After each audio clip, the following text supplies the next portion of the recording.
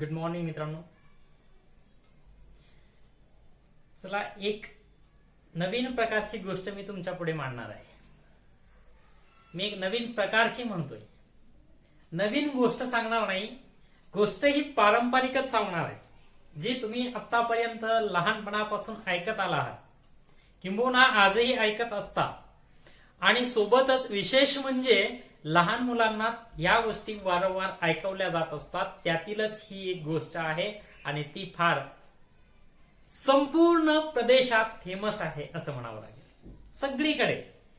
मग ती वेगवेगळ्या भाषेतून असेल, मी फक्त ती मराठीतून तुमच्या पुढे प्रेझेंट करतोय. गोष्ट नवीन नाही, तीच आहे. मी नवीन प्रकारची म्हणजे नवीन प्रकारे मी तुमच्या समोर मांडण्याचा प्रयत्न करतो. पॉझिटिव्हिटी आणि निगेटिव्हिटी कशी बनीत जाते हे त्या गोष्टीतून मला तुम्हाला सांगायचंय. मला कोणावरही कोणत्याही प्रकारचं ब्लेम करायचं नाहीये, किंबहुना मला माझंच मत किंवा माझं म्हणणं सर्वस्वी खरं आहे असं सुद्धा म्हणायचं नाहीये. मला फक्त माझं मत मांडण्याचा प्रयत्न करायचा आहे या गोष्टीच्या माध्यमातून. तुम्ही एक गोष्ट सगळ्यांनी ऐकली असेल, सस्याची आणि कासवाची, जी विशेषत्वानं लहानपणी तुम्हाला किंबहुना आताही लहान मुलांना वारंवार सांगण्याचा प्रयत्न केला जात असतो. काय आहे ती गोष्ट? ती सगळ्यांना ज्ञात आहे. एक ससा असतो, एक कासव असतो, बरोबर ना? ज्यामध्ये सशाची आणि कासवाची शर्यत लागलेली असते, बरोबर. आता बघा, एका फिगर मध्ये तुम्हाला दाखवतो. ही स्टार्ट लाईन आहे, या ठिकाणी सुरुवात होणार आहे, बरोबर. आता इकडे एक लाईन असते, इथं एंड होणार असतं, बरोबर. इकडे त्या स्टोरीचा एंड होणार असतो. आता इकडे ससा आणि इकडे कासव, बरोबर, या दोघांमध्ये ही शर्यत आहे. आपल्याला वारंवार सांगितलं जात असतं की बाबा सस्यामध्ये आणि कासवामध्ये शर्यत लागलेली आहे, दोघंही या दिशेने धावणार असतात, बरोबर. अशा प्रकारे आता याच्यात सगळ्यांना माहित असतं, अगदी लहान मुलांना सुद्धा माहित असतं की बाबा कासवापेक्षा ससा हा वेगाने धावणार आहे, म्हणून ससा हा या स्टोरीमध्ये जिंकणारा असतो. बट या ठिकाणी एक मध्येच असं एक शेत लागतं, बरोबर. असं मोठं शेत असतं, सपोज असं शेत आहे. त्या शेतामध्ये आपल्याला गाजरं, मुळे वगैरे पेरलेले असतात, लावलेले असतात, हे माहित आहे. आणि इथे एक झाड असतं अशा प्रकारचं, बरोबर. हे अशा प्रकारचं झाड आहे.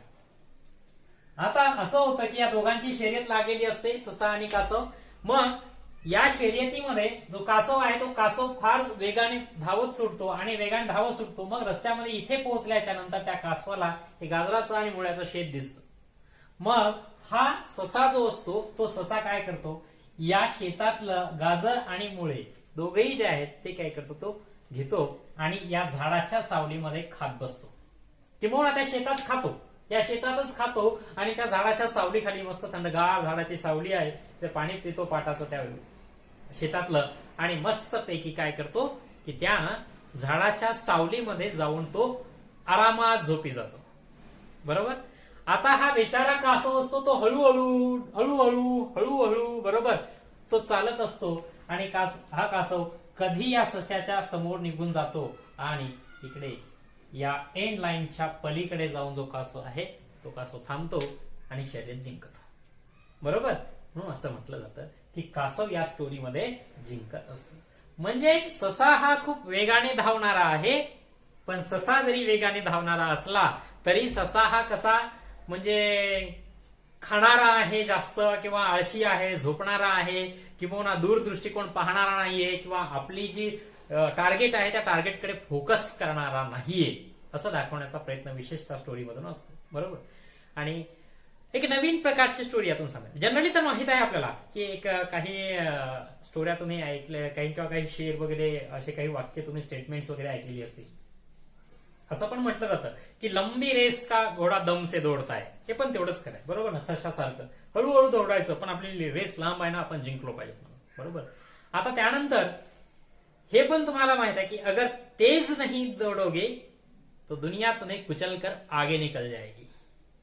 तेज दौड़ना भी बहुत जरूरी होता है दोस्तों, क्योंकि अभी फिलहाल के जमाने में अगर लोगों में आपने कंपटीशन देखी होगी तो कंपटीशन बहुत बढ़ गई है, और वो कंपटीशन को हमें अगर जीतना है तो हमें दुनिया से ज्यादा तेज दौड़ना पड़ेगा, कम से कम दुनिया से एक पल आगे रहना पड़ेगा, तब जाके हम जीत सकते हैं.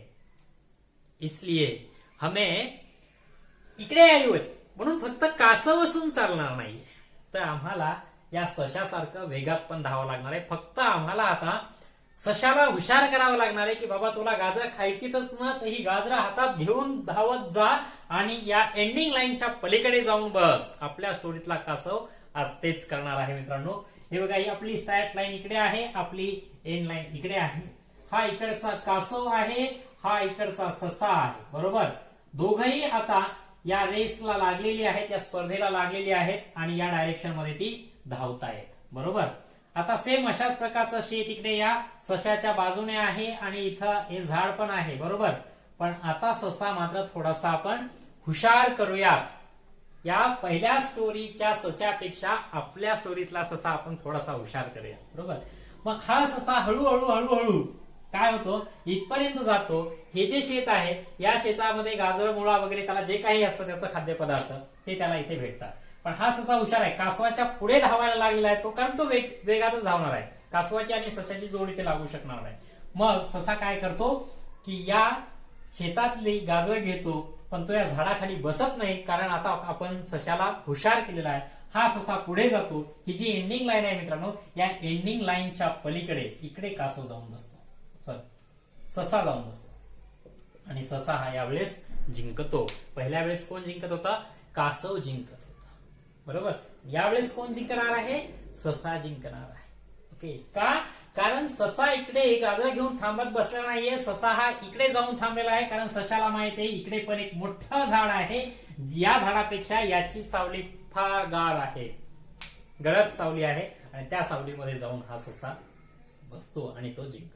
म्हणून मित्रांनो, आपण, कारण जग खूप वेगाने धावत आहे, सध्या कॉम्पिटिशनचा जमाना आहे, स्पर्धेचं युग आहे असं आपण म्हणतो. आणि त्या स्पर्धेच्या युगामध्ये आपण जर वारंवार ती पारंपरिकच गोष्ट लक्षात ठेवत राहिलो की बाबा कासवाप्रमाणे हळूच चाला, कासवाप्रमाणे हळूच चाला, कासवाप्रमाणे हळूच चाला, प्रत्येकच ठिकाणी जर आपण हळूच चालत राहिलो, किंबहुना आपल्या छोट्या मुलांना, किंबहुना आपण शाळेमध्ये वगैरे कुठल्याही ठिकाणी असो, छोट्या मुलांना प्रेरित करण्यासाठी आपण कासवाची गोष्ट, कासव आणि सशाची गोष्ट सांगत असताना वारंवार जर कासव जिंकतो, माझं मत आहे, असंच जर सांगत बसलो तर मुलं पण त्या कासवासारखं हळूहळू धावायला लागतील.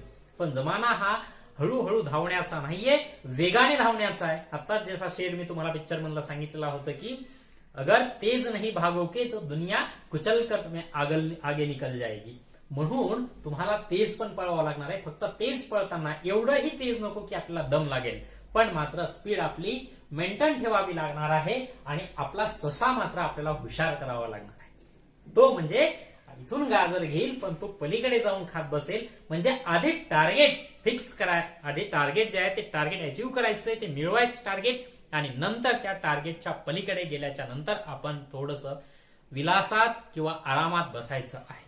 तोपर्यंत आराम नाहीये, ही गोष्ट आपण मुलांना पटवून देणं गरजेची आहे. तेव्हा कुठेतरी मुलं या सशासारखं, या आपल्या आत्ताच्या स्टोरीच्या सशासारखं थोडंसं वेगाने धावायला लागतील. आणि तरच या एवढ्या फास्ट, एवढ्या वेगात चालणाऱ्या स्पर्धेमध्ये ते टिकू शकतील. म्हणून आपण थोडंसं त्यांना या वेगळ्या पद्धतीने पटवून देणं गरजेचं आहे. ती स्टोरी पारंपरिक पद्धतीने होती आहे, त्याला काहीच प्रॉब्लेम नाही. पण माझं एक मत आहे की अशा पद्धतीने आपण आपला ससा हुशार करून मुलांच्या मनावर तशा प्रकारे लवकर लवकर कर, वेळ वाया घालवू नको, हे बिंबवणं खूप गरजेचं आहे असं मला वाटतं. म्हणून या पद्धतीने आपण लहान मुलांना प्रेरित करत राहावं असे म्हणा. आणि याच्यातूनच पॉझिटिव्हिटी आणि निगेटिव्हिटी निर्माण होत राहते मित्रांनो. ती सायकोलॉजी मनामध्ये तयार होत राहत असते की काय होतं, मुलं विचार करू शकतात काय होतं, ससा हळूच तर धावतो तरी पण जिंकतो, ससा हळूच तर धावतो तरी पण, कासव हळूच तर धावतो तरी पण जिंकत असतो. वारंवार कासव हळू धावतो तरी सुद्धा जिंकतो असं त्याला वारंवार वाटत राहतं. तो मनाला तसं अंडरस्टँडिंग करून घेत राहतो, तसा तो बुद्धीवर भर घालत राहतो वारंवार. आणि मग कासवासारखा जर पळायला लागला तर या स्पर्धेत तो टिकणं हे शक्य होणार नाहीये. म्हणून त्याला सशासारखं फार तुरुतुरू पण नका, पण थोडंसं स्पीड मेंटेन करून पळायला सांगा. म्हणजे पळायला म्हणजे त्याच्या स्पर्धेत असेल, त्याच्या अभ्यासाच्या स्पर्धेत असेल, त्याच्या एखाद्या ऍक्टिव्हिटीच्या बाबतीत असेल, त्याच्या एखाद्या इतर टॅलेंट्सच्या बाबतीत असेल, स्पोर्ट्सच्या बाबतीत असेल, म्युझिकच्या बाबतीत असेल, सिंगिंगच्या बाबतीत असेल, ड्रॉइंगच्या बाबतीत असेल, वेग कोणत्याही प्रकारची आर्ट त्याच्याकडे असो, त्या बाबतीत त्याला तसं मेंटेन करायला सांगा. Okay, all the best.